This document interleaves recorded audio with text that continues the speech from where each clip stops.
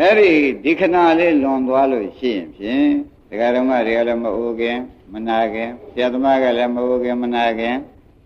တယောက်ခဏလေးနဲ့တယောက်ခဏတိုက်ဆိုင်တော့ဒီကပြောနိုင်ဆိုနိုင်တဲ့ခဏဒကာဓမ္မတွေကလည်းထောင်းနိုင်နေနာရှိတဲ့ခဏကြမ်းမာရေးလေးပြည့်စုံတဲ့ခဏကာလဒေသလေးလေကိုယ်နဲ့ကိုကောင်းနေတဲ့ခဏဘိုးရာဒီလေရာဒီအစရှိသည်တို့မှလည်းလွတ်နေတဲ့ခဏဒီခဏလေးလွန်သွားကြလို့ရှိရင်ဖြင့်ဒကာဓမ္မတို့နိရိယာမိသမပိတာလို့ဆိုလိုက်တယ်ငရဲကြကုန်လိမ့်မယ်လို့ဘုရားကဟောတာပါပဲဒါကြောင့်ဒီခဏကိုတရားတော်ရဲ့လုံးဒကာဓမ္မတွေအလုံးလုံးတဲ့ခဏမှတ်သားနေတဲ့ခဏကိုမလွန်ပါစေနဲ့ဆိုတဲ့ဥစ္စာသတိပေးလိုက်တယ်နော်ကောင်းပြီဒါဖြင့်ဒကာဓမ္မတို့တဏ္ဍာမှာအခုကြုံကြိုက်တဲ့ခဏတော့အဖို့တန်တဲ့ခဏမရှိတော့ဘူးလို့မှတ်လိုက်အခုကြုံကြိုက်တဲ့ခဏတဲ့အဖို့တန်တဲ့ခဏမရှိတော့ဘူးနော်ဒီခဏဒီဒကာဓမ္မတို့တရားနာရင်မှတ်တဲ့ကိလေသာယံသူတွေရဆဲနေပါတယ်တရားနာရင်မှတ်တဲ့ကိလေသာယံသူရဆဲပြီးဒီကလာနေတော့ဒီကိလေသာယံသူဘုရုနဲ့ရထားသလုံးဆိုတော့မှတ်သားနေတဲ့ပညာထိုးတွင်သိနေတဲ့ပညာဒီနှစ်ခုနဲ့ဆရာဘုန်းကြီးကပုံစံနဲ့ပြပေးနေတော့ကိလေသာယံသူတွေရဆဲနေတယ်ဆိုတာမှတ်ရဒါရင်ကိလေသာယံသူပရိစ္ဆေသမုပ္ပါဆက်သေးရဲ့လားမဆက်တဲ့အခါကျလို့ရှိရင်ဖြင့်တဲ့ကိလေသာယံသူတွေဖြင့်ပြတ်ဆဲသွားပြီဘုဘပရိသေတွေကိုရဆဲအောင်ဒီခဏကလောက်တာပဲနာဆဲခဏသိဆဲခဏကလောက်တာပဲဆိုတော့ဒီခဏလေးလွတ်လွတ်သွားလို့ရှိရင်ကိလေသာယံသူကချက်ချင်းတမ်းပြီးတဲ့ကာလတဏှာဥပါဒံကံနောက်ဘဝဘုဇာတိဇရာမရဏဆိုတဲ့ဥစ္စာခဏလေးလွတ်သွားပါရဲ့သူကအပေကြောင့်တောက်လျှောက်ပို့ချတယ်ဒါကြောင့်ဒီခဏလေးကိုဘုန်းကြီးတို့ဒကာဓမ္မတွေမလွန်စီပါနဲ့ဆိုတဲ့ဥစ္စာမနေ့ကတည်းကလွန်သွားတာပဲအားလုံးအကြောင်းမညင်ရလို့အမှန်မနာဘူးလားအမှန်နာပါတယ်တဲ့ဒကာဓမ္မတို့ဒါကြောင့်ခဏလေးဖို့တန်ကြောင်းကိုဘုရားသခင်ကိုရမေကြီးကခဏဝေမဥပိ္ပစကခဏဒီတယိသောစန္တိနိရိယာမိသမပိတာလို့ဓမ္မဝရပါဠိတော်ကြီးများမှာဟောထားပြန်တော့ဒကာဓမ္မတို့ကိုယ်ခဏလေးလက်မလွတ်စီနဲ့ဆိုတာတိုက်တွန်းရနော်ဘုန်းကြီးကလည်းတိုက်တွန်းတယ်ဒကာဓမ္မတွေလည်းအသိဉာဏ်ရှိပြီးလိုက်နာပါဆိုတဲ့ဥစ္စာနှုံးနှောသဘောတူမှဒီခဏအထမြောက်မယ်ဟောနိုင်တဲ့ဘုန်းကြီးကဘယ်လိုပဲပြောနိုင်ဆိုနိုင်ပြီးနေစေကမူဒကာဓမ္မတွေကခန္ဓာကအကြောင်းမငင်းညွတ်တိုင်းရပြည်ကအကြောင်းမငင်းညွတ်ကိစ္စတွေကဘယ်လိုပဲနဲ့ရှုပ်ပြီးဒီကလာနေကြတယ်ယောဂဥပအန္တရာယ်ရင်းနဲ့နေကြပဲဆိုလို့ရှိရင်လေဒီခဏလေးကလွဲသွားလိမ့်မယ်ဒီကနာလွဲသွားတော့ဘုန်းတော်နိုင်တော်မောင်ကိုတို့ကစဉ်းစားရမယ်ဒီကနာလည်းလွဲပါရောပရိစ္ဆေသမုပ္ပါကတမ်းမြဲတမ်းချိုက်မတမ်းဘူးဆိုကြတော့တမ်းလိုက်တော့တဏှာဥပါဒံကံပဲလှည့်မသွားဘူးကံပြီးတော့လို့ရှိရင်သုတေမနေသေးလွန်ဇာတိဇရမရဏဆိုတာတွေကမလာပေဘူးလားအဲ့ဒါဘယ်နဲ့ကြောင့်ဒီပရိစ္ဆေသမုပ္ပါဟာဒကာဓမ္မတို့အပေပဲတမ်းသွားပါလိမ့်မလို့မဲတဲ့ခါကျတော့ဒီခဏလေးကိုတပည့်တော်တို့လွန်သွားတဲ့တွေ့သဘောကျကြဒီခဏလေးမှာတပည့်တော်တို့ဆရာကအကြောင်းမြင်ရလို့ခဏပြည့်စည်ခြင်းညံခဏပေါ့ဗျာဒကာဓမ္မတွေကအကြောင်းမြင်ရလို့ပြည့်စည်ခြင်းဤခဏတွေလွန်သွားမယ်ဆိုရင်ဖြင့်ဒီဘက်ခဏကတော့ပြတ်ဆက်တော့ပြီးဟိုဘက်ကိစ္စတွေကတော့ဒကာဓမ္မတွေအပေကြောင့်တန်းသွားမတင်နာဘူးလားအဲ့ဒါတွေသေးသေးချာချာသိတော့မှာဩတို့ဒီကားလို့ရှိရင်ဒီခဏလေးနဲ့လွဲတာဟာကိုကျွန်းနေတာပဲဆိုတာပေါ်လာတယ်ဒါကြောင့်ဒကာဓမ္မတွေဘုန်းကြီးများကလည်းမေတ္တာရှိထားပြီးဒီကာလသိပါစေမှတ်ပါစေကျင့်ပါစေဒီသုံးချက်နဲ့ဟောတယ်ရှင်းစွာနာနိုင်ပါစေနာပြီးသိပါစေသိပြီးကျင့်ကြပါစေဆိုတဲ့စိတ်ထားနဲ့ဟောနေတော့ဒကာဓမ္မတွေကလည်းသိအောင်လည်းနာရမယ်နာလည်းနာရမယ်နာမှလည်းသိမယ်သိမှလည်းကျင့်မယ်ကျင့်မှလည်းကိုယ်ကဲတင်တဲ့ကိစ္စပြီးမယ်သဘောပါကြဘုရားနာရာဒီဒကာဓမ္မတို့ဘုရုကဲတင်နေကြတာဗါလိမ့်မိမိကိုကဲတင်နေတာဆိုတော့ဘယ်နဲ့မိမိကိုကဘာဖြစ်နေတာတော့မဲတော့ဒကာဓမ္မတို့မိမိခန္ဓာတွေထဲမှာကိလေသာတွေကလည်းဖွက်ပေါက်နေတယ်ခန္ဓာကြီးကလည်းဒုက္ခသစ္စာကြီးကိလေသာတွေပင်မကိလေသာမီးတွေကလည်းလောင်းနေတယ်ခန္ဓာကြီးမှာအဲဒီခန္ဓာကြီးဒကာဓမ္မတို့ယုံနာကိလေသာမှာကျွန်းတဲ့ယုံနာကခန္ဓာကြီးထားလိုက်ပါတော့ကိလေသာမီးတွေထားလိုက်ပါတော့ မီးနဲ့ကိလေခန္ဓာနဲ့တွဲပြီးတော့နေပါတယ်ဆိုရဲဥက္ကမောင်ကစဉ်းစားမလောင်ဘူးလားလောင်ပါလားမီးနဲ့တွဲရဲ့ကြည့်ကိုဗျကိလေသာနဲ့ခန္ဓာနဲ့တွဲမနေကြဘူးလားဒါဖြင့်ဒီဥစ္စာဒီမီးထဲမှာကိလေသာမီးလောင်နေတာကိုကိလေသာရဆဲအောင်မလုပ်လို့ရှိရင်မီးရဆဲပါမလားဒါကြောင့်တရားကိုနာပါဒကာဓမ္မတို့သူတော်ရှိကမြတ်တရားနာဆိုတဲ့ဥစ္စာလောက်ရလိမ့်မနော်လျော်စွာကျင့်မက်ဖို့ခွင့်ရလင်ဧကန္တာဆိုတာလေဟောထားတာရှိသေးတယ်နော်သူတော်ရှိကမြတ်တရားနာလျော်စွာကျင့်မက်ဖို့ခွင့်ရလင်ဧကန္တာဆိုရရှိသေးတယ်မောင်ကိုရသူတော်ကောင်းလည်းဘာလို့ရမြတ်တရားကောလျော်စွာကောမက်ဖို့ခွင့်ရလင်ဧကန္တာဒါကလည်းတမျိုးဟောပြီးတကလည်းထားပြန်တော့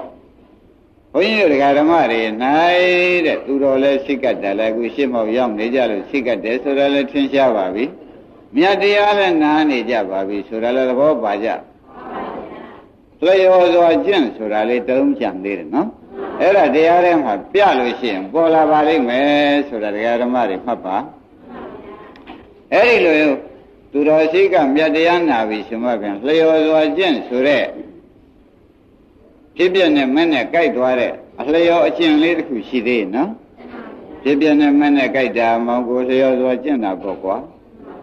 ဥက္ခံဒီဥက္ကမောင်ဖြစ်ပြနဲ့မနဲ့ကြိုက်တာဘာပါလဲအဲ့ဒါကြောင့်သူတော်ရှိကမြတ်တရားနာလျော်စွာကျင့်မက်ဖို့ခွင့်ရလင်ဧကန္တာလို့ဆိုတဲ့ဥစ္စာဒီပုံနာကြီးခေါ်တာနော်ဘုန်းကြီးကတပည့်တော်အရိယာမျက်လုံးတက်ပေးစမ်းပါဗျာအရိယာမျက်လုံးမရှိတဲ့အတွက်အိုရာလည်းမသိနာရာလည်းမသိသေးရာလည်းမသိနဲ့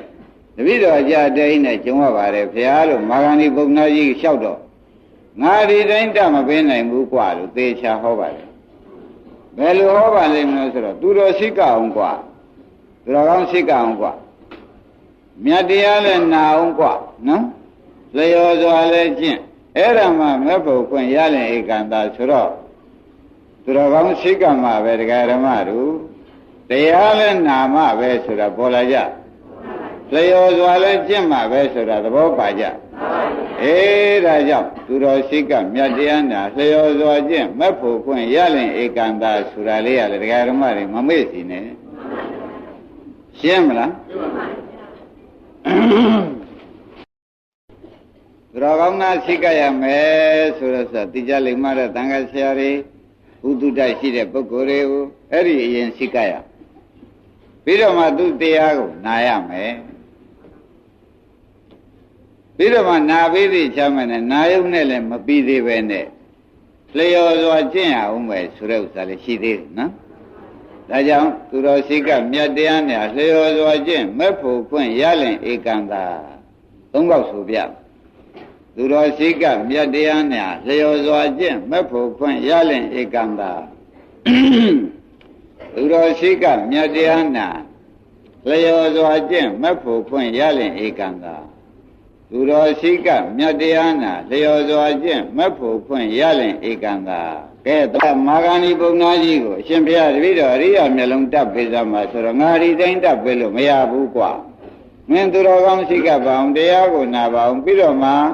ဓမ္မနုဓမ္မပฏิပတ်တိဆိုတဲ့လျော်စွာကျင့်တဲ့ကျင့်ကျင့်ပါအောင်အဲ့ဒါမှအရိယာမျက်လုံးရမှာကွာအဲ့ဒါမှနိဗ္ဗာန်လည်းသိမယ်ခန္ဓာကိုယ်ကြီးကျမ်းမာမှုလည်းသိမယ်ခန္ဓာကိုယ်ကြီးမကျမ်းမာမှုလည်းဓမ္မသိမယ်နိဗ္ဗာန်လည်းသိမယ်ခန္ဓာကိုယ်မကျမ်းမာမှုသိမှနိဗ္ဗာန်ကိုသိမယ်ရှင်းကြနော်ခန္ဓာကိုယ်မကျမ်းမာမှုသိမှဘာလို့အမြဲမကျမ်းမာတဲ့ခန္ဓာကိုယ်ကြီးကခဏခဏဖြစ်လိုက်ပြက်လိုက်ဖြစ်လိုက်ပြက်လိုက်ဖြစ်လိုက်ပြက်လိုက်နဲ့နေတာကြီးကိုမသိသေးကာလပတ်လုံးကခန္ဓာကိုယ်ယုံမုံကြီးငွေတဲ့နိဗ္ဗာန်ဉာဏ်တွေကလည်းမလားတော့ဒုက္ခသစ္စာရဲ့လို့မသိတဲ့အခါကျလို့ရှိရင်ဘယ်ခါကာလမှသိတဲ့မဉဏ်ကမလာတော့ကြောက်ဒကာဓမ္မတို့မဉဏ်ဖွညာမရနိုင်ဘူးဆိုတာပေါ်လာကြပါလားဒါကြောင့်သူတော်ရှိကမြတ်တရားနာလျော်စွာကိုကျင့်ရအောင်မှာကွာတယ်ခန္ဓာနဲ့ဉာဏ်နဲ့ကိုသိအောင်ခန္ဓာဖြစ်စဉ်နဲ့ဉာဏ်မြင်တဲ့ကိုကြိုက်အောင်လုပ်ရအောင်မကွာလို့ဟောထားတာရှိတယ်နော်အဲဒါကြောင့်ဘုန်းကြီးတို့ဓမ္မတွေဒီတရားနာတယ်တရားနာယုံနဲ့လေခန္ဓာဖြစ်စဉ်နဲ့ဉာဏ်မြင်နဲ့မကြိုက်သေးဘူးကိုယ်တိုင်လုပ်ကြည့်ရအောင်မယ်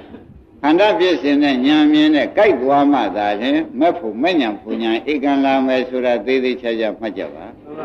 ဒါဖြင့်သူတော်ရှိကတာကလည်းတရားဓမ္မတို့နီးယူဖို့ရှိကတာပဲမြတ်တရားနာဆိုတာကလည်းနီးယူတာပဲရှိသေးတယ်လျော်စွာကျင့်ဆိုတာလေးတစ်လုံးဟာအလွန်ရေးကြည့်ပါတယ်ဓမ္မအနုဓမ္မပฏิပတ်တိလုတ်ကလေးကအမှန်တန်ရေးကြည့်ပါတယ်ဒါကြောင့်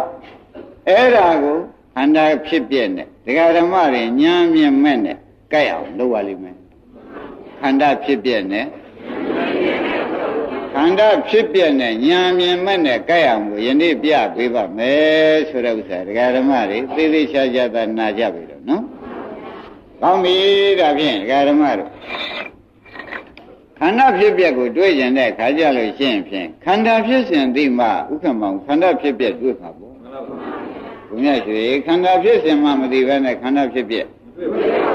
ဒါဖြင့်ခန္ဓာတွေ့မှဖြစ်ပြတွေ့မယ်ဒါကြောင့်မနေ့ကတရားကလည်းပြသွားတော့တရားဓမ္မတွေဝိနောပမတုတ်ကိုပြောမယ်လို့ဆိုတာခဏကလွန်သွားတာနဲ့ဘုန်းကြီးလည်းကိုကျိုးနဲ့တရားဓမ္မတွေလည်းကိုကျိုးနဲ့ပါပဲဘုန်းကြီးရဓမ္မဒါနဖြစ်ဖို့အလုပ်ကြီးတစ်ခုပြည့်စည်သွားတယ်တရားဓမ္မတွေကတန်တရားဖြတ်ပြီးကိုယ့်ကိုယ်ကိုကဲတင်မှုအလုပ်ကိုမနေ့ကကဲတင်လိုက်ရလို့ရှိရင်တော်တော်ခီးပေါက်အဲ့ဒီကဲတင်မှုအလုပ်ကိုချိုးရင်းသွားတဲ့ကိုယ့်အတွက်ကလည်းနစ်နာလိုက်နော်အဲ့ဒါကြောင့်တရားဓမ္မတွေယနေ့ကြိုးစားပြီးမုံမြွာလို့ရှိရင်မှတ်ကြစမ်းပါဆိုတာသတိပေးလိုက်တယ်နော်တရားဓမ္မတို့ခန္ဓာပရိစ္ဆသမုပ္ပါနားမလဲပဲနဲ့ဒိဋ္ဌိဝိသေကိစ္စမကွာပါဘူးခန္ဓာပရိစ္ဆသမုပ္ပါနားမလဲပဲနဲ့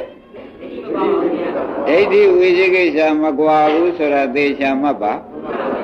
ခန္ဓာပစ္စုပ္ပန်ခန္ဓာပရိစ္ဆသမုပ္ပါနားမလဲပဲနဲ့ဒိဋ္ဌိဝိသေကိစ္စမကွာဘူးဆိုတာသေချာမှတ်ပါသဘောပါကြဘာနားလဲရမလဲကောင်းပြီဒါဖြင့်ဓမ္မတို့ဒါမနေ့ကလေးပြန်ပြောလိုက်ပါဦးမယ်အားလုံးဓမ္မတွေဒီဘက်ကသာသမီမြင့်မြင့်အမြင်ခံတဲ့မျက်စိအရှင်းတို့ပေါ့ဗျာနီမြန်တဲ့အသားတို့ဖြူဖွေးတဲ့အသားတို့ဒါရင်းနဲ့အမေမိပါရင်မျက်လုံးနဲ့ဥက္ကမောင်တက်လာတယ်မျက်လုံးနဲ့ဓမ္မတို့အမေမိပါမျက်လုံးနဲ့သာသမီတွေဟူသောဖြူနေကြောင်ကြားအရှင်းနဲ့တက်လိုက်ပါပြီတက်လိုက်တဲ့အခါကျလို့ရှိရင်ဖြင့်တဲ့ဓမ္မတို့တဲ့ရည်နဲ့တပြိုင်တည်းထဲဒီကပစ္စည်းနဲ့ဒီကမျက်လုံးယုံနဲ့ဒီကအရှင်းယုံနဲ့တိုက်ချက်ကတဲနာတိုက်ချက်တဲနာတယ်တိုက်ချက်တဲနာတဲ့အတွက်ဓမ္မတို့မနေ့ကလည်းပြောခဲ့ပါတယ်မကိုယ်တို့လက်နှစ်ခုကိုလက်ဖွားချင်းခပ်ပြင်းပြင်းရိုက်ရင်ခပ်ပြင်းပြင်းအတန်ထွက်တယ်နော်ခပ်နင်းနေရိုက်ရင်ခပ်နင်းနေပဲအတန်ထွက်တယ်ဆိုတော့သူတို့ဒီကားလေးရိုက်ချက်နာတယ်ဆိုတော့မသေးကြဘူးလားနင်းနေရိုက်ရင်နင်းနေအတန်ထွက်တယ်များများရိုက်ရင်များများအတန်ထွက်တယ်ဆိုတာအထူးသေးကြနေတဲ့အတွက်ဒီမှာလည်းအရှင်းကမျက်လုံးကိုလာရိုက်အရှင်းကမျက်လုံးရုပ်ကိုလာရိုက်တယ်ဒီဒါပြန်အရှင်းရုပ်နဲ့မျက်လုံးရုပ်လာရိုက်တယ်ရိုက်ချက်နာသောကြောင့်တရားဓမ္မတွေမှတ်လိုက်စမ်းနဲ့မြင်စိတ်ကလေးဖြတ်ကနေပေါ်တယ်အတန်ပေါ်တယ်လို့ပေါ်လာသဘောပါကြဘယ်နဲ့ကြောင့်ဒီတန်ပေါ်ပါလိမ့်မတော့လို့မဲတော့မှတပွဲလုံးပဲဖြေကြစမ်းပါအရှင်းရုပ်ကမျက်လုံးရိုက်ချက်နာလုံးလို့အရှင်းရုပ်ကရိုက်ချက်နာတာနဲ့တရားဓမ္မတို့ဟောဒီမှာမြင်စိတ်ပေါ်လာအလကားပေါ်လာတာလားရိုက်ချက်နာလို့ပေါ်တာလားကောင်းပြီဒါဖြင့်တရားဓမ္မတို့မြင်ကျုပ်သမီးလေးကျုပ်မြင်တယ်ကျုပ်သားလေးကျုပ်မြင်တယ်ဆိုတဲ့စိတ်ကလေးကသမီးအချင်းကရိုက်ချက်နာတာနဲ့ကိုယ်မျက်လုံးရိုက်ချက်နာတာနဲ့ကိုယ်မြင်စိတ်ပေါ်ရပါတယ်ဒါဖြင့်တရားဓမ္မတွေဒါမြင်စိတ်လားငါလားဆိုတာကဲခတ်ကြည့်ကြမြင်စိတ်ဆိုတာသိကြပြီနော်အဲ့တော့မြင်စိတ်ကမြင်စိတ်တစ်ခုတည်းပေါ်ပါသလားလို့မေးတော့မှဝေဒနာတို့သင်ညာတို့နဲ့ဖြတ်တပြိုင်နဲ့ပေါ်တယ်မှတ်မိတာသူသမီးကိုလည်းသူမှတ်မိတယ်သင်ညာလည်းပါတယ်သူသမီးလေးမျက်နှာလေးညှိုးနေလို့မချမ်းသာတဲ့ဝေဒနာလေးဥပက္ခတတံဆက်ကမြင်တဲ့ဝေဒနာလေးလည်းတခါတည်းပေါ်လာဘူးလားဒါကြောင့်ဒီနေရာမှာဓမ္မတို့မြင်တယ်ဆိုလို့ရှိရင်ဖြင့်မြင်မှမြင်ခံစားဆိုတာတခါတည်းပါတယ်မြင်တွေ့ဆိုတာရော အဲဒီနေရာမှာဒကာဓမ္မတွေသေသေးချာချာမှတ်လိုက်ခန္ဓာ၅ပါးကိုဖြတ်ကနေပေါ်လာသဘောကျကြခန္ဓာဘယ်နှပါးပေါ်ပါလဲမြင်ရုပ်ကယူပက်ခန္ဓာကိုမြင်လို့မှတ်မိတာကသင်္ညက်ခန္ဓာမြင်လို့ကောင်းတာကဝေဒနာခန္ဓာမြင်လို့တွေ့တာကသင်္ခါရခန္ဓာမြင်စိတ်ကလေးကဝိညာဉ်နဲ့ခန္ဓာမြင်တယ်ဆိုရင်ဖြင့်ခန္ဓာ၅ပါးမြင်တယ်လို့ဒီခါလေးယူလိုက်ပါခန္ဓာ၅ပါးမြင်တော့ညီငါမြင်တယ်လို့ဆိုတော့ဒကာဓမ္မတွေကညီကိုငါမြင်တယ်ဒါကညီဖြစ်သွားဒါကငါမြင်တယ်ဖြစ်သွားတော့ခန္ဓာ၅ပါးကိုငါဆွဲပလိုက်ဒီမှာဒိဋ္ဌိလာကတ်ရိပ်မကြဘူးခန္ဓာ၅ပါးကိုညီငါမြင်တယ်ဆိုတော့ဒါကညီဒါငါမြင်တယ်ဆိုတော့ခန္ဓာ၅ပါးဘာဆွဲလိုက်ဒိဋ္ဌိဆွဲလိုက်တဲ့အခါကျတော့ဒကာဓမ္မတို့ဒီဥစ္စာဆရာကောင်းသမားကောင်းနဲ့တွေးလိုက်တဲ့အခါကျတော့ဩခန္ဓာ၅ပါးပေါ်တာသက်သက်ပဲငါမြင်တာမှမဟုတ်ပဲဘယ်လိုယူကြပါ့မလဲခန္ဓာ၅ပါးပေါ်တာပဲဒကာဓမ္မတို့မြင်တတ်တဲ့ခန္ဓာ၅ပါးပေါ်လာတာပဲဘယ်နဲ့မှတ်ကြပါမလဲမြင်တတ်တဲ့ခန္ဓာ၅ပါးပေါ်တာဒကာဓမ္မတို့မျက်လုံးထဲမှာကိုဒီခန္ဓာ၅ပါးတစ်ပြိုင်နဲ့ပေါ်ချိုက်သဘောကျလားဘယ်မှာပေါ်ပါလိမ့်မယ်မျက်လုံးထဲမှာခန္ဓာ၅ပါးပေါ်တယ်လို့သေသေးချာချာမှတ်ကြပါကောင်းပြီဒါဖြင့်ဘုန်းကြီးတို့ဒကာဓမ္မတွေဩမြင်တာဒီကားလို့ဆိုရင်ငါလားခန္ဓာ၅ပါးပေါ်တာလားသေသေးချာချာမှတ်ပါဒကာဓမ္မတို့ဒါဒိဋ္ဌိပြုတ်သွားပြီနဲတာမဟုတ်ပါဘူးနော်ညီကိုငါမြင်တာလားတဲ့အရှင်းကြောင့်ခန္ဓာ၅ပါးပေါ်တာလားအဲ့ဒါပြောလို့ပြောချင်တော့မပြောရဘူးလို့ဆရာဘုန်းကြီးကမကန့်ကွက်ပါဘူးသို့တော်လည်းညီကိုငါမြင်တယ်လို့ပြောတာပေါ့ကိုညာနဲ့ကတော့ဖြင့်ဩညီဆိုတာလေယူပတ်ခန္ဓာငါမြင်တယ်ဆိုတာလေခန္ဓာ၅ပါးပေါ်တာရှင်းရပါလားကောင်းပြီဒါဖြင့်ခန္ဓာ၅ပါးမြင်တိုင်းမြင်တိုင်းခန္ဓာ၅ပါးပေါ်ပါတယ်မြင်တိုင်းပါပါလေကောင်းပြီဒီလိုသိထားတဲ့အခါကျတော့ဥက္ကမကြီးဒိဋ္ဌိကပြုတ်ဒကာဓမ္မတွေဘယ်လိုပါလဲမြင်တာဘယ်လိုမြင်တာပါလဲခန္ဓာ၅ပါးပေါင်းစုပြီးဒီကလာမြင်လိုက်တာဖြစ်နေတော့ပေါင်းစုပြီးမြင်တယ်ဆိုတော့မြင်တယ်မြင်မယ်မှတ်မိတယ်ဆိုတော့တင်ညာပါတွေ့တယ်ဆိုတော့ဖတ်တာရောခံစားတဲ့ဝေဒနာကရောမြင်ရတာကောင်းလိုက်တာမြင်ရတာမကောင်းလိုက်တာဆိုတော့မဲတဲ့ခါကျတော့ဒကာဓမ္မတို့သူကထက်မြက်လို့ကျန်တာတွေအကုန်ပါတယ်မောင်ကိုတို့တော့ဘယ်နဲ့ကြောင့်သက္ကဝိညာဏလို့ပြင်စေးတစ်ခုတည်းဟောရပါသလုံးဆိုတော့ဘယ်နဲ့ဖြေကြမလဲသူကထက်မြက်နေတော့သူကစူးရှာဒီပြန်ရတွေကမပါဘူးလားပါမယုံလို့ရှိရင်ဒကာဓမ္မတွေကဟင်းကြိုဟင်းထဲမှာတဲ့ဟင်းကြိုဟင်းဆိုတာတစ်ခုတည်းနဲ့တော့မချိုးနိုင်ဘူးတစ်ခုတည်းနဲ့မချိုးနိုင်ဘူးခင်းကျင်လည်းပါမယ်ငံပြဲလည်းပါမယ်ချုံမုံလည်းပါရမယ်သို့တော့တောက်ကြည့်လိုက်တဲ့ခါကျတော့မထွန်းနိုင်လို့မဟုတ်ဘူးတော့ချိုးလိုက်တာဆိုတော့ဒီပြင်စားရငံပြဲတွေမင်းတို့ကထဲကုန်ပြောသူလွန်နေလို့ဒီမြာတွေပါမပါဒီမှာလဲဒီမြင်စိတ်ဖြစ်တယ်ဆိုလို့ရှိရင်မြင်ရုံနဲ့တဲ့လို့ဖြစ်တာအဲ့တော့ဝေဒနာပါတယ်သင်ညာပါတယ်သင်္ခါရပါတယ်စိတ်ပါတယ်ဆိုတာမသေးကြဘူးလားဒါရင်မြင်တဲ့အခါဒကာဓမ္မတို့မျက်လုံးနဲ့ခန္ဓာဘယ်နှပါးဖြစ်ဒါငါလားခန္ဓာ၅ပါးလားဒါဖြင့်မင်းငါမြင်တယ်ညီငါမြင်တယ်ဆိုတော့ခန္ဓာဘယ်နှပါးနဲ့မြင်ကြပါလိမ့်ဒါဖြင့်မြင်တာငါလားခန္ဓာ၅ပါးလားဒါဖြင့်ဒီခန္ဓာပရိစ္ဆေသမုပ္ပါဒ်ဆိုတာဒါခန္ဓာတွေ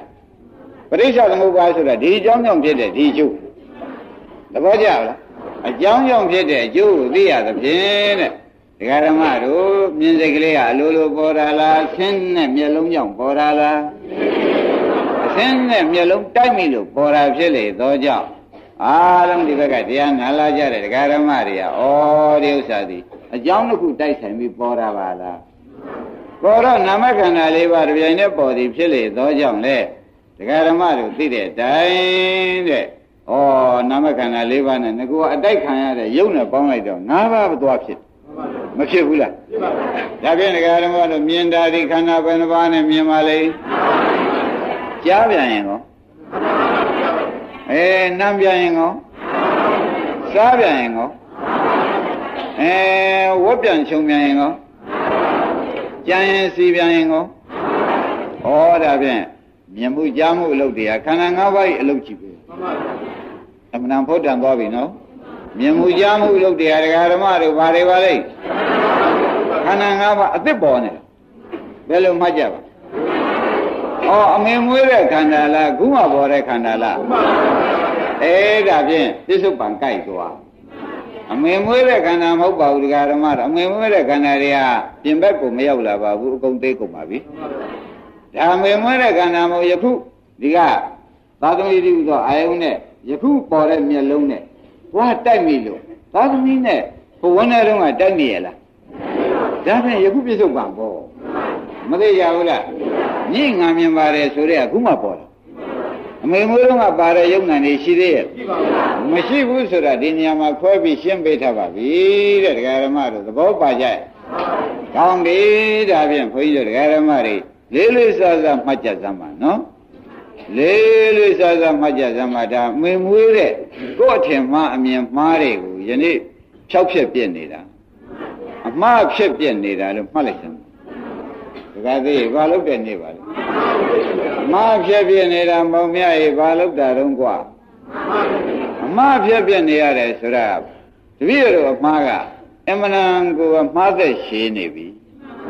ဘယ်လိုဆိုကြဒါဖြင့်ဒကာရမသူတော်မှရှိမကလို့ရှင်မြတ်တရားမှမနာလို့ရှင်မှားသက်ရှည်နဲ့သိကြတော့မယ်ဘယ်လိုပါလိမ့်မလားဒါဖြင့်မှားသေးတယ်ဆိုတဲ့မသိသေးတယ်မလိမ္မာပဲနဲ့သေးတယ်မသိသေးဆိုတော့အဝိဇ္ဇာနဲ့သိသွားတယ်ဘာကြဝိဇ္ဇာမဖြစ်လျက်ဘူးပေါ့ဗျာဒါဖြင့်ဒကာဓမ္မတို့မသိသေးသေးသွားခြင်းကြောင့်မသိတာကတခါတည်းဒကာဓမ္မတို့အဝိဇ္ဇာဖြစ်เสียသင်္ခါရဖြစ်เสียဝိညာဏဆုံးမဲ့လည်းခန္ဓာ၅ပါးလှုပ်လိုက်တော့ခန္ဓာ၅ပါးလှုပ်လိုက်တော့ဒကာဓမ္မတို့ဒါမသိသေးဖြစ်သွားပြီမဖြစ်သေးဘူးလားဘယ်လိုများဖြစ်သွားပါလဲမသိသေးဆိုတဲ့ဥစ္စာဒီဒကာဓမ္မတို့သစ္စာမသိဘဲနဲ့သိသွားတော့ဘုရားကသစ္စာမသိသံဃာထဲမှာလဲရမယ်ဆိုတော့မသိတာကဝိဇ္ဇာပြုပြင်တာကသင်္ခါရရတာကဒုက္ခသစ္စာမသိတာကပြုပြင်တာကရတာကကိုင်းဒကာဓမ္မတို့ဒါခန္ဓာ၅ပါးညိငါမြင်တယ်ဆိုတဲ့ဥစ္စာတကယ်ငါထင်လိုက်တာနဲ့ယုံနာခန္ဓာ၅ပါးကိုငါထင်လိုက်တော့မသိတာဖြစ်တော့မသိတာပါလေဝိဇ္ဇာဖြစ်เสียသင်္ခါရဖြစ်เสียခန္ဓာ၅ပါးဆိုတော့ဘာသစ္စာကြီးဒကာဓမ္မတို့ပြစ္ဆုတ်ပံဝိဇ္ဇာကြောင့်သွားပြန်ပြီဒကာဓမ္မတို့မှာခန္ဓာ၅ပါးဒုက္ခသစ္စာတရားကြီးပေါ်လာပြန်ဒီဒုက္ခသစ္စာကလူဒုက္ခသစ္စာလို့မဆိုလိုက်နဲ့နော်အပယ်လေးပါးဒုက္ခသစ္စာဘာလို့မသိလေရှင်းမလားမသိလို့ပြုတယ်ပြုတာလို့သူပြုကျင်တာပြုလိုက်ကာယကံဝစီကံနဲ့သူပြုကျင်တာပြုဝေပြီပြုလိုက်တဲ့အခါကျတော့ဖြစ်ကျင်တယ်လို့ရောဖြစ်ကျင်တယ်လို့ခန္ဓာ၅ပါးဖြစ်ပေဘူးဒါပြန်ဘုန်းကြီးတို့တရားဓမ္မတွေမသိသေးသေးပြီးသွားရှာတယ်ဆိုတော့ခမည်းတော်ကကလေးလေးဟာလူပြေလာပြီးအမေကောင်းကောင်းတဲ့ရောက်ကြတယ်လူအကြောင်းမှကောင်းကောင်းမသိဘူးသေသွားလို့ကျုပ်လွန်းတယ်လို့ငိုတဲ့အမေကမျက်ရှိသေးတယ်မရှိဘူးလားကလေးတယောက်ဒီလူပြေမှာခဏလေး9ရက်လောက်နေသွားတယ်ဆိုတော့ဥက္ကမောင်အမေမိဘတွေကဘယ်လိုလွန်စော့တတ်တာပြီးငိုလေးရှိတယ်တော့လူအကြောင်းမသိဘဲနဲ့သေသွားရှာငိုတဲ့အခါဒီတိုင်းမလားဘူးဒီမှာလည်းခမည်းတော်ဒီကားလို့ဆိုလို့ရှိရင်မသိသေးသေသွားတာဒီကားလို့ဆိုရင်နိဗ္ဗာန်အကြောင်းမသိဘဲနဲ့သေသွားရှာဘာလို့တနည်းခန္ဓာအကြောင်းမသိဘဲနဲ့သဘောကျဒါဖြင့်ကိုယ်အကြောင်းမှကိုယ်မသိပဲနဲ့သေရတာသေခြင်းဆိုသေရလေခြင်းကိုယ်အကြောင်းကိုသိမသွားဘူးသဘောပါကြဒါဓမ္မကိုရွယ်ကြီးတွေဘုန်းကြီးများလည်းကဲတင်ယူဆောင်ပြီးတဲ့ကလာနေရတာအခုကိုယ်အကြောင်းကိုမသိလို့ကိုယနေ့ဖော်ရတာသဘောပါကြဘာဖော်ရတာပါလိမ့်မယ်ဒါဖြင့်ကိုယ်အကြောင်းမှကိုမသိတဲ့ပုဂ္ဂိုလ်ဟာနာပေါင်းမှလည်းမသိဒီနာနဲ့သေခြင်းဆိုသေလိမ့်မယ်ဆိုရလည်းမသိတော့ဆေးရှာပါဦးမလားအဲ့ဒီလိုဖြစ်နေလို့ခင်ဗျားတို့ဆေးမရှာလို့ဘူးဆေးသမားလုပ်ပြီးလာဟောနေတာရိပ်မကြလားအဲ့တော့ယနေ့သိကြပါတော့ဆိုတဲ့ဥစ္စာကိုအကြောင်းကိုသိပါတော့ဆိုတဲ့ဥစ္စာကိုများစွာပဲခင်ဗျားတို့စေနာရှိထားပြီးဒီကလာပြောနေပါတယ်ကဲဒါပြန်ဒကာဓမ္မတို့ကိုအကြောင်းကိုသိဆိုတော့လွယ်လိုက်တာဒကာဓမ္မတို့ညှိငါမြင်တယ်ဆိုတော့ခန္ဓာဘယ်နှပါးဖြစ်တယ်ခန္ဓာ၅ပါးဖြစ်တယ်ဆိုတော့ကိုအကြောင်းကိုသိပြီ ကိုเจ้าကိုသိပြီခင်ဗျမြင်တာခန္ဓာ၅ပါးဟဲ့မြင်တာပါခန္ဓာ၅ပါးဖြင့်ဒုက္ခသစ္စာတရားဖြစ်ပြီသစ္စာပါသိသွားပြီဒါဖြင့်ခန္ဓာ၅ပါးဖြင့်ဒုက္ခသစ္စာတရားဖြင့်ဒုက္ခသစ္စာဆိုရင်ဖြင့်ဖြစ်ဒုက္ခဖြစ်ဒုက္ခပဲဆိုတော့သိပြန်ပြီသိလိုက်တဲ့အခါကျတော့ဖြစ်ပြလဲဒုက္ခသစ္စာလို့သေချာဝေဘာမိသားဖြစ်သွားတော့ပြီးတာကဝိဇ္ဇာသဘောကျဒါဖြင့်ဒီနေရာမှာငါခုနကပြောကြတော့အဝိဇ္ဇာမဟုတ်လားကဲအဝိဇ္ဇာနိရောဓဖြစ်သေးဘူးလားသင်္ခါရနိရောဓကဲဒါဖြင့်သင်္ခါရနိရောဓဆိုတော့ခန္ဓာ၅ပါးဒီရောဗာတရားကိုဘယ်နဲ့ဆိုကြခန္ဓာ၅ပါးနိရောဓသွားဖြစ်သေးဘူးလားအဝိဇ္ဇာနိရောဓသင်္ခါရနိရောဓသင်္ခါရနိရောဓခန္ဓာနိရောဓလုံးတိတ်ပါလားကဲခန္ဓာချုပ်တာဘာခေါ်ကြမလဲဘာသစ္စာကြီးချုပ်သွားသိလိုက်တဲ့ကျေစုလေးရဒကာရမတို့တဲ့ကျေစုများပါလားဒါဖြင့်ဒကာရမခန္ဓာအကြောင်းသိသေးပြန်တော့လေဒုက္ခမရောက်တော့ဘူးခန္ဓာအကြောင်းသိပြီးတော့မသိရင်ဖြင့်သိပြီးသိရင်ဖြင့်ဒုက္ခမရောက်တော့ဘူးဆိုတော့ရှင်းကြပါအဲ့ဒါကြောင့်ယနေ့ဒီတရားကိုဒကာရမတို့တဲ့ဝိနောပမတုတ်ကိုဟောနေတာဥက္ကမောင်ကြီးရှေ့ပိုင်းကဟောနေတာနာမည်သာမတတ်သေးတာသဘောကျဒီထဲမှာငါပါပါရဲ့သူရောပါပါရဲ့ငါဥစ္စာရောဘာတွေပါလိမ့်နေကြလဲသစ္စာအဖြစ်ဘယ်နဲ့ကြောင့်သူဒုက္ခသစ္စာလို့ဆိုရပါသလုံးလို့မေးတော့ဖြစ်တယ်လေပြက်တာရောဒါဖြင့်ခင်ဗျားတို့မသိတာကအဝိဇ္ဇာဆိုတော့မသိတာချုပ်သွားကြအောင် तू အဝိဇ္ဇာဖြစ်အဝိဇ္ဇာနိရောဓဟာ तू ကလုတ်ပလိုက် तू ကအဝိဇ္ဇာကဝိဇ္ဇာဖြစ်သွားတော့သင်္ခါရကလည်းအသင်္ခါရသွားဖြစ်အသင်္ခါရဆိုတာကခန္ဓာကိုမလုတ်တော့လုတ်သေးရဲ့လားအဲ့ဒါကြောင့်ဝိဇ္ဇာနိရောဓသင်္ခါရနိရောဓခန္ဓာနိရောဓခန္ဓာနိရောဓဆိုတဲ့ဒကာဓမ္မတွေကသိပြီသောကပရိဒီဝဒုက္ခဒေါမနသာတွေလည်းသွားပြီဟေ့လာနိုင်သေးရဲ့လားခန္ဓာမှမရှိတော့ပဲဒကာဓမ္မတို့သောကပရိဒီဝဒုက္ခဒေါမနသာပယ်လေးပါးတွေလာသေးရဲ့တဲ့ဖုတ္တမလားဆိုတာဒကာဓမ္မတို့ရှင်းကြပါအဲ့ဒါကြောင့်ဒကာဓမ္မတို့လူပြေလာပြီးဒီကလည်းလူเจ้าမသိဘဲနဲ့သေသွားတယ်လို့ဆိုတော့ကလေးတယောက်ကိုခင်ဗျားတို့ကဖွဲ့ကနှဲ့ကနဲ့ဥက္ကမောင်တည်ပြောလို့ရှိပါလားကိုယ်အကြောင်းတော့ကိုမသိဘဲနဲ့သေသွားတော့ခင်ဗျားတို့ကိုယ်ဒုက္ခသစ္စာကိုမသိဘဲနဲ့သေသွားတော့သေချင်းဆိုအဝိဇ္ဇာနဲ့သေသွားဝိဇ္ဇာနဲ့သေသွားတော့သင်္ခါရကနေပါမနေတော့ခန္ဓာ၅ပါးပေါ်မှလားမပေါ်ဘူးတို့ရတော့ပေါ်ခဲ့သည်ရှိတော့ဒီဒုက္ခကြီးလွတ်ပြီးတကာလဒီဒုက္ခနဲ့နေပြီးတကာလဒီဒုက္ခနဲ့ပဲသေပြီးတကာလနောက်ဒုက္ခပြန်ရရှာလေရဲ့ဆိုလိုက်ကြတယ်ဘာပါလဲဒကာဓမ္မတို့ဒုက္ခပေါ်ဒုက္ခဆင်းဘာဖြစ်ပါလဲဒုက္ခပေါ်ဒုက္ခဆင်းတယ်ဆိုတဲ့ကောဒီဘဝဒုက္ခပေါ်မှာနောက်ဒုက္ခပြန်ဆင်းတယ်ဆိုတဲ့ကအနေလည်းမကောင်းခဲ့လို့အသေးလည်းမကောင်းတော့နောက်ဘဝအရာရောအရာလည်းမကောင်းတော့ဘူးဆိုတာသိကြကြအဲ့ဒါကြောင့်ဘုန်းကြီးတို့ဒကာဓမ္မတွေတဲ့ရေးကြည့်ပါလားတဲ့ရေးကြည့်ပါလားဆိုတာပေါ်လာလားအကယ်ဒကာဓမ္မတွေဘုန်းကြီးတို့ဆရာသမားတွေကအကူညင်ပေးဖို့ဆိုလို့ရှိရင်ငါမြင်တယ်ဆိုတာဟောဒီကနောက်ကငါလိုက်တာငါဆိုတာဒိဋ္ဌိငါဆိုတာဘာပါလဲမြင်တဲ့ခန္ဓာ၅ပါးမြင်တယ်ခန္ဓာ၅ပါးဘာထင်ကြလဲငါဆိုတာဘာပါလဲဒိဋ္ဌိလာလို့ရှိရင်ဒိဋ္ဌိကလောဘပဲကဲဒါဖြင့်သူကဒိဋ္ဌိပါဒံလာပြီမလာဘူးလားဒိဋ္ဌိဖြစ်လို့ရှိရင်ဒိဋ္ဌိပါဒံဖြစ်ရပါဘူးလားဒါဖြင့်ဒိဋ္ဌိအုပ်ချုပ်တဲ့ကံရောမလာဘူးဒါဖြင့်တဏှာဥပါဒံကံပဲဒိဋ္ဌိပါဒံကံရှင်းကြပါလားဒါကြောင့်လောဘသတ္တဒိဋ္ဌိတသံယုတ်တံလောဘသတ္တံတွဲလာတာသင်္ကြန်များပါတာပေါ်ကြလားလောဘသတ္တံဒိဋ္ဌိတသံယုတ်တံဒိဋ္ဌိနဲ့ရှင်းနေတယ်ကွာဒီလောဘနဲ့လောဘနဲ့ဒိဋ္ဌိကအတူတူပဲပေါ်ကြလားဒါဖြင့်ဒကာဓမ္မတို့ဒိဋ္ဌိခန္ဓာ၅ပါးကိုငါထင်တဲ့ပုဂ္ဂိုလ်မှာနောက်ကဟောတာလေးကငါထင်တယ်တစ်သက်လုံးထင်လာတာတော့ဒကာဓမ္မတို့ယနေ့မှဒါဘာလိမ့်မလို့မေးတဲ့အခါကျတော့မှဒီခန္ဓာ၅ပါးကဒီအရှင်းကိုမြင်နေတာကိုငါမြင်တယ်ဆိုတော့သူနောက်ကပေါ်လာဒီဟာတွေတစ်ခုလုံးငါမဆွဲလိုက်ဘူးခန္ဓာ၅ပါးကိုငါဆွဲလိုက်တော့ အဟုတ်ကိုမြင်လာလားဆိုတဲ့အခါကျတော့ဟိုကျုပ်ခုတည်းဒီမျက်လုံးတွေကမထွက်သေးဘူးဟောဥပါဒံအကြောင်းတော့ပြောလိုက်တယ်ဘယ်လိုများပြောပါလဲမျက်လုံးတွေကမထွက်သေးဘူးတော့ပြောလိုက်တယ်သဘောပါလားမြင်တာ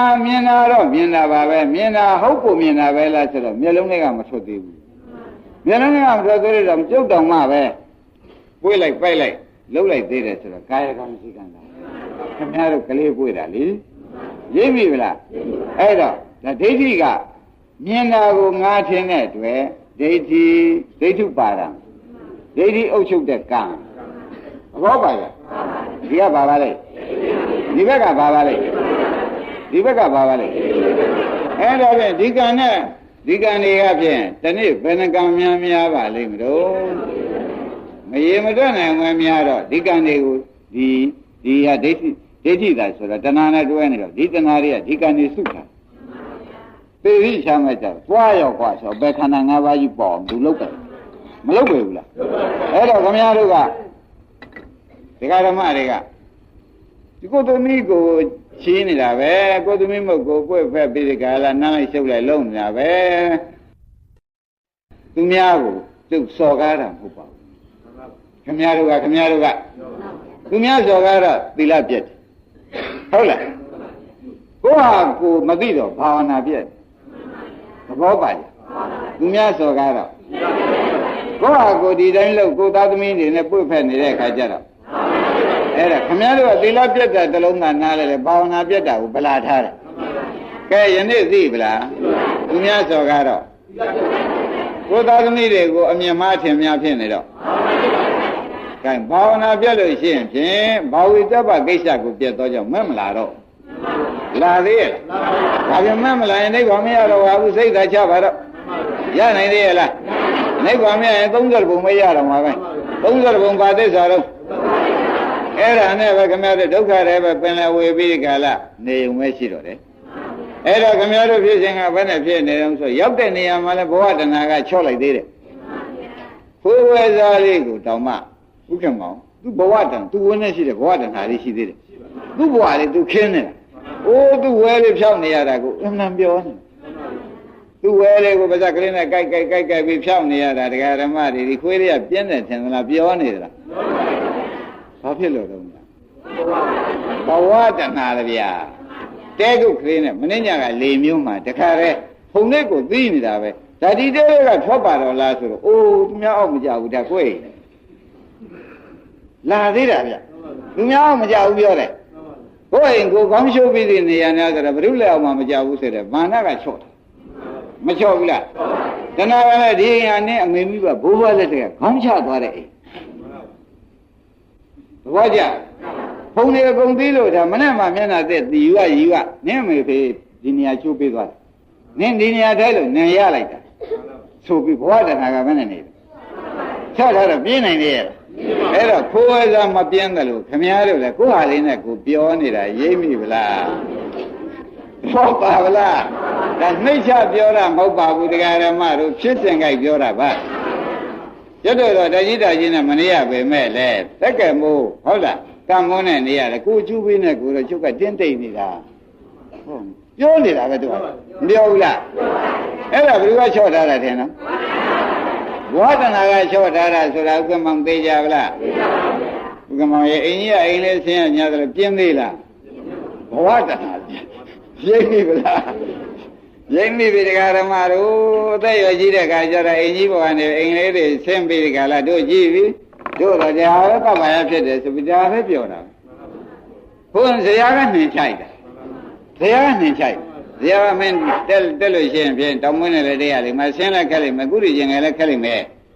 ဒီနေရာလေးဒီနေပါဆိုတော့ဟိုဒီနေရာလေးမှာသူ့ဆေးလိတ်ခွဲနဲ့သူ့ဖာနဲ့သူ့အဆင်းတက်ကလေးလွယ်တာနဲ့ကိုပဲသိကျင်သလားလို့မေးတော့မပြောပါနဲ့မချချင်ပါဘူးရိပ်ပြီဗလားဘာဖြစ်နေတာတော့မဲ့ဘဝတဏှာဗျာသဘောပါကြဘယ်သူကချော့တာဘဝတဏှာကချော့ထားတာဒကာဓမ္မတို့ရောက်ရပျော်တဲ့ဥစ္စာမယုံလို့ရှိရင်ခင်ဗျားတို့ကုရီထဲမှာလောက်တယ်အများကြီးရှိတယ်ပြင်မဲ့ကိုဒုက္ခနဲ့ဆွဲထုတ်ချက်ချင်းပြောင်းတယ်မဝင်ဘူးလားဝင်ပြင်မဲ့ထုတ်ပြီးကြလားရေဆေးထားရပါမလားဘာကြောင့်ဟိုထဲပြန်တိုးပြန်တာ တစ်ချက်များတိတ်မသွားနဲ့ခင်ဗျားတို့အဲ့ဒီထဲမှာပြောလိုက်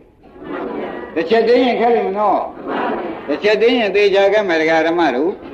တစ်ချက်တင်းရင်သေချာခဲ့မယ်ဆိုတာသဘောပါဥပရိမိဖုရားကြီးနောက်ကြီးပို့လို့ဘဝနဲ့ကိုပြောမိဖုရားကြီးကဒီမိရှင်မြင်နဲ့နောက်ကြီးပို့လို့ဘုံနဲ့ဘုရုချစ်တုံးတော့မေးသေးတာရသေးကမေးဘူးလား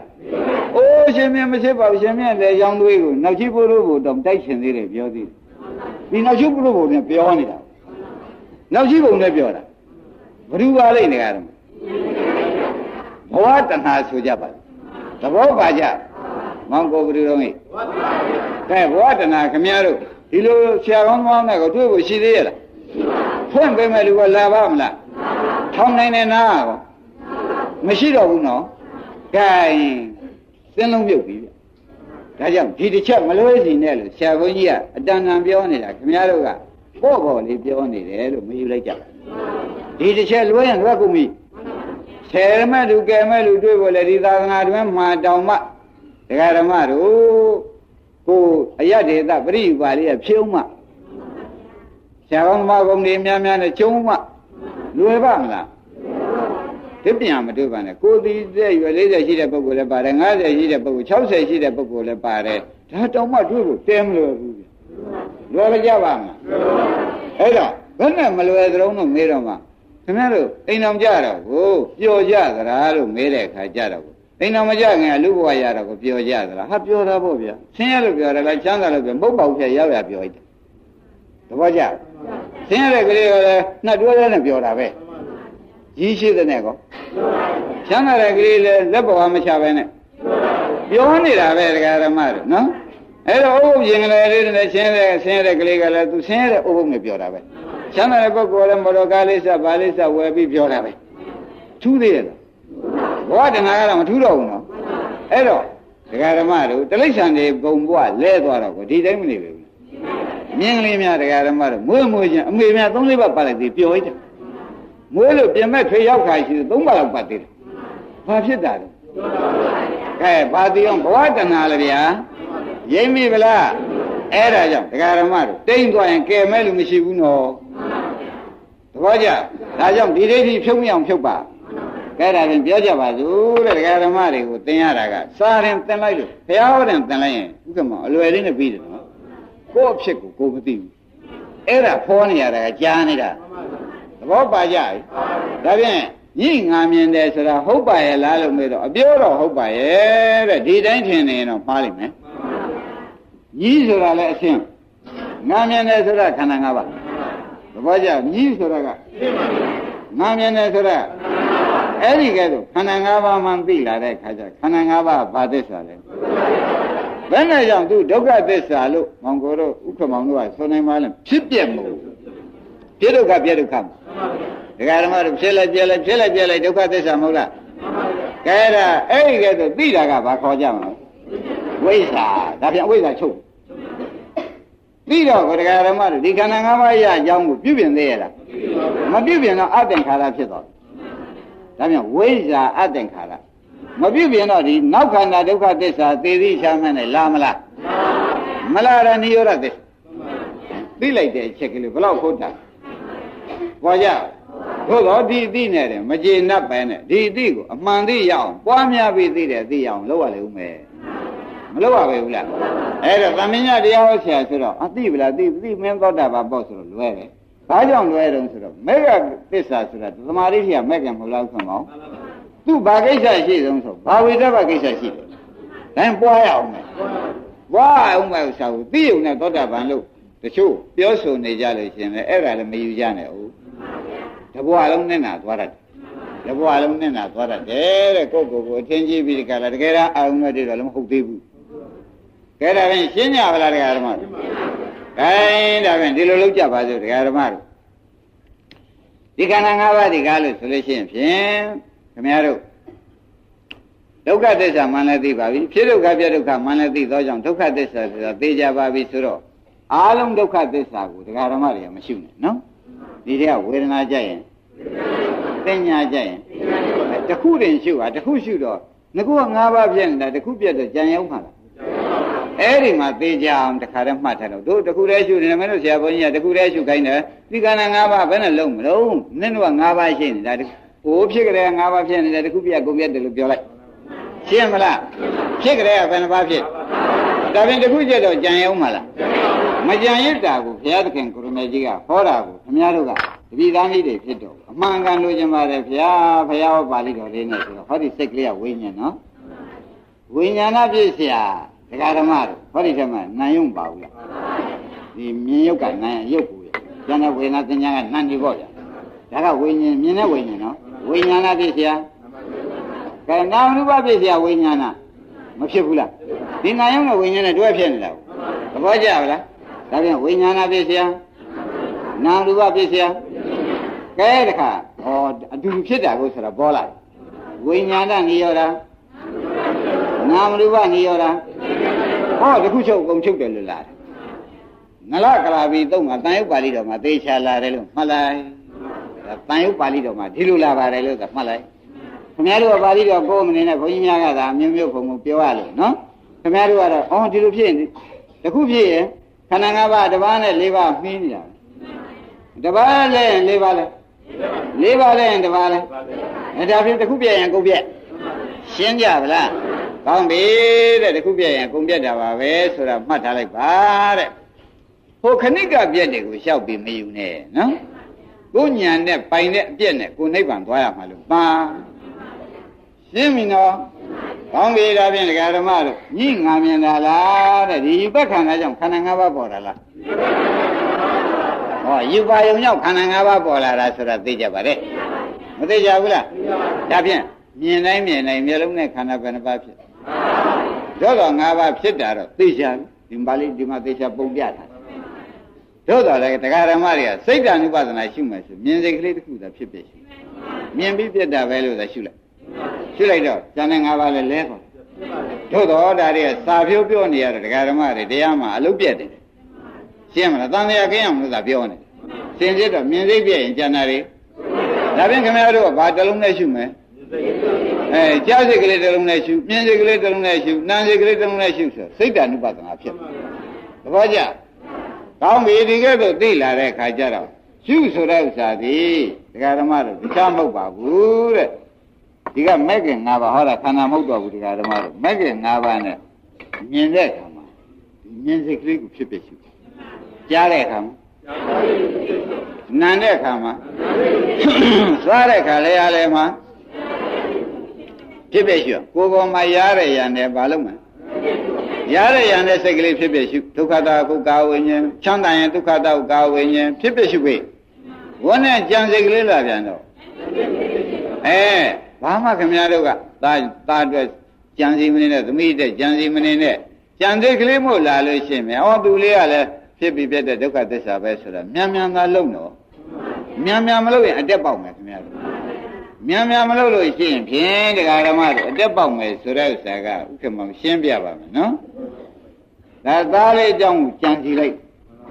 ကြံစီတော့ကြံစီသည်နဲ့တပြိုင်တည်းကြံစီတဲ့စိတ်လည်းပေါ်ပါရောအရွယ်လေးကလည်းရောက်လာတော့စိတ်ကလည်းမချဘူးဆိုတော့ဒေါသနောက်ကလိုက်အတက်ပေါက်ပြီကြံစီတဲ့စိတ်ကအတက်ပေါက်လာဒါကသားလေးအကြောင်းသားလေးသတိရတဲ့စိတ်ဆိုကြပါသားလေးသတိရတဲ့စိတ်ဆိုလို့ရှိရင်ဒီသားလေးအတွက်ဘယ်လိုကြံရပါမလို့ဆိုတော့ဝိတ္တတိကောမလာဘူးလာပြီတဲ့ကြံတာကြံရတယ်သူ့အခြေအနေနဲ့ကိုထောက်ပံ့နိုင်တာကလည်းလူသေးမှာဆိုတော့အခက်ကြီးပဲဆိုတဲ့ဒေါမနတတွေကလာဒေါမနတလည်းသောကလာသောကလည်းပရိဒီဝဒုက္ခဒေါမနတအဝိဇ္ဇာကသာဇာတာဖြစ်နေကောဘာတော့အဝိဇ္ဇာဖြစ်တဲ့သင်္ခါရကြောင့်တဲ့သားလေးအတွက်ကြံစီလိုက်တာတရားဓမ္မတို့ဒေဥရောက်ဘယ်ကြောင့်ရောက်သားတယောက်အတွက်ကြံစီလိုက်တာနော်သမီးလေးအတွက်ကြံစီလိုက်တာကောအဲ့ဒါကြောင့်ကြံစီတဲ့စိတ်ကိုခမည်းတော်ဒီကနေမက်လိုက်နိုင်လိုက်ဝိပဿနာမက်လိုက်နိုင်လိုက်မလိုက်နိုင်ခမည်းတော်ကိုကျုံနေလိမ့်မယ်အိမ်မပြောင်းခမည်းတော်ကလည်းကြံစီတာကလွန်လွန်းတယ်သားကြောင့်တွေ့ပြီလို့ရှိရင်မောင်ကိုအိမ်မပြောဘူးနော်သမီးကြောင့်တွေ့ပြီလို့ရှိရင်အယောင်းဝယ်ကြောင့်ဒီအခုလိုခါတွေးမိပြန်အိမ်မပြောတာဘာဖြစ်တာတုံးဆိုတော့ဒေါသတောကပရိဒီဝဖြစ်တာအိမ်မပြောတာဘာပါလဲဩဒါအိမ်မပြောတာဒကာဓမ္မတို့အပယ်ရိတ်ခါစုတာပါလား ဘာပါလဲသားနဲ့ပတ်သက်သမီးနဲ့ပတ်သက်ပြီးအိမ်မပြောတာဘာလုပ်ကြတာလဲအပယ်လှမ်းပြီးနှုတ်ဆက်နေဘယ်ကနေနှုတ်ဆက်အိရတဲ့ကရိမ့်ပြီဗလားဘယ်ကနေနှုတ်ဆက်တာပါလဲအိရတဲ့ကနှုတ်ဆက်တယ်ဆိုတော့မောင်ကိုပြိဿသမုပ္ပါကဒီမှာသွားပေါ်တယ်ပြိဿသမုပ္ပါဆိုတာတော့ तू တမ်းမှာပဲမတမ်းမေဘူးလားတမ်းလို့ရှိရင် तू ပဲကြအောင်ပဲတမ်းညံလည်းတမ်းသွားမယ်မတမ်းမေဘူးလားအဲ့ဒါကြောင့်တရားဓမ္မတွေခင်ဗျားတို့ကြံစည်တဲ့စိတ်ကိုလည်းဘာလုပ်ကြမလဲရှုမအောင်ရှုပါနော်အညွန့်မပေါက်စီပါနဲ့အညွန့်ပေါက်ရင်အပယ်ရောက်ပါလိမ့်မယ်အညွန့်ပေါက်ရင်ဘောပါကြဒါဖြင့်တရားဓမ္မတို့ဒီဥစ္စာရှုပေးပါလို့ဆရာဘုန်းကြီးကသင်လိုက်တာကစိတ်6မျိုးကိုသင်လိုက်တယ်နော်စိတ်6မျိုးသင်လိုက်ပါတယ်သကုသောတာကဏ္ဍဒီဝကာမနဆိုတာအမှန်တန်ကျေပါတယ်လောဘလည်းမနဒေါသလည်းမနမောဟလည်းမနပါပဲကောင်းပြီဒါဖြင့်ဘယ်စိတ်လာတရားဓမ္မတို့ဘာလို့ရမလဲပြည့်ပြည့်ရှိတော့ခန္ဓာတစ်ပါးတည်းရှိတော့၅ပါးပဲနဲ့ဖြစ်သွားကုံပါသွားတယ်ဆိုတာကခြေနှက်ပလားကောင်းပြီဒါဖြင့်ဒါဘယ်နဲ့ကြောင့်ပြက်ပါလိမ့်မလို့ဆိုတဲ့ဥစ္စာကျတို့ပြန်ပြီးစဉ်းစားကြအောင်ဩအနှစ်သာရမရှိလို့ပြက်ဘယ်နဲ့ကြောင့်ပြက်ပါလိမ့်ကြံစီတဲ့စိတ်ကလေးပြက်တာဘယ်နဲ့ကြောင့်သဘောပါလိမ့်မြင်စိတ်ကလေးပြက်တာလေကောင်းပြီကြံစိတ်ကလေးပြက်တာလေပေါ်ပြီနော်ဒါပြက်တာမြင်အနတ္တကိုပါသွားတာအနိစ္စဒုက္ခအနတ္တသုံးချက်စလုံးပါသွားယံအနိစ္စတန်ဒုက္ခတရေဝအနတ္တသဘောကျယံကျင်တရားဒီအနိစ္စပဲတန်ထိုတရားဒုက္ခပဲတခြားစီမှမနေနဲ့တရေဝတို့အနိစ္စဒုက္ခဒီပဲလဲအနတ္တ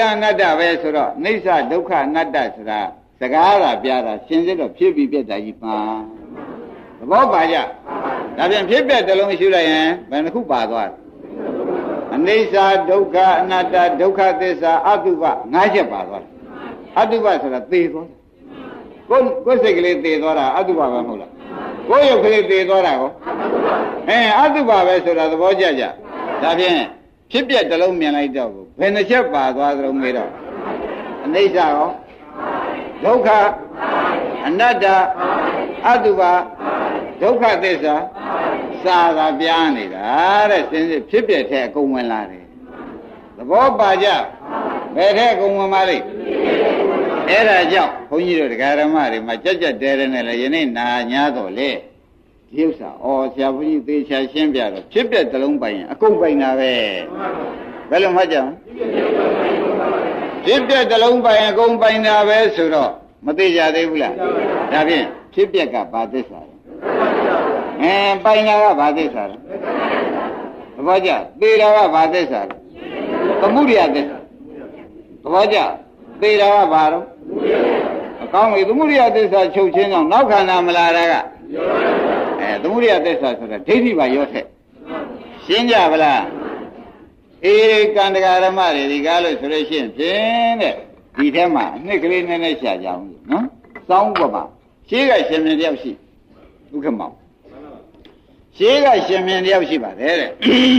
ခနဲ့နားတာလေးကြောင့်နိုင်နေနဲ့ပို့လိုက်တယ်ဒကာဓမ္မတွေရှေးကရှင်မြင်တယောက်ရှိတော့စောင်းတိတတ်တဲ့လူကမောင်ကိုစောင်းတိတယ်စောင်းတိလိုက်တဲ့အခါကျတော့သူကလည်းအိယာတဲ့မနဲ့စောစောနိုးနေတဲ့အချိန်စောင်းတိတန်ကြတဲ့အခါဒီတန်ဟာတဲကောင်းတဲ့တန်ပါလားအမှန်တရားရတာရှိတဲ့တန်ပါလားအမှန်တရားမမြတ်တဲ့တန်ပါလားဆိုပြီးကဲဆောင်သွားခေါ်ကြီးကွာဆိုပြီးသွားခေါ်တယ်မင်းဆောင်တဲ့အတန်မင်းဆောင်တဲ့မှာအတန်ရှိတယ်ဟုတ်ကဲ့မောင်ဆောင်တဲ့ဘာရှိတယ်အဲ့ဒီတည်းကလွယ်သေးဘူးလား